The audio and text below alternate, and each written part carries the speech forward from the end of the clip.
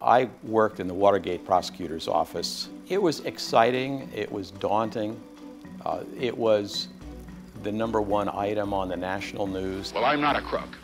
Everybody in the country was getting focused on Watergate, and we were at the focal point of those investigations. And it was a group of relatively young people. I was in my 20s. Archie Cox was a generation older than the rest of us, so was Leon Jaworski. It was hard on families, though. Many of us were married with young children at the time. The hours were long. One couldn't come home from a stressful day and unburden and say, these are the things that went on, and get some sort of support because everything was confidential.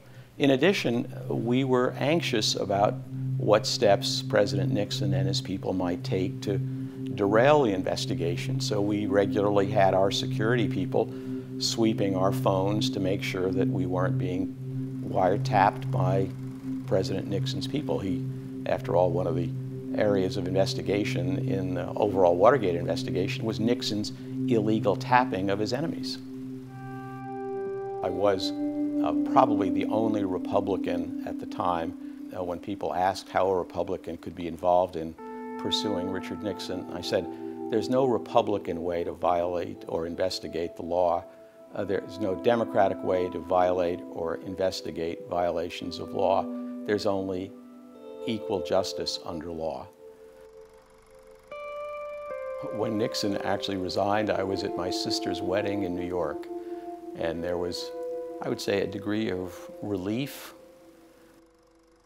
It was a bittersweet experience. It was a turning point in our country.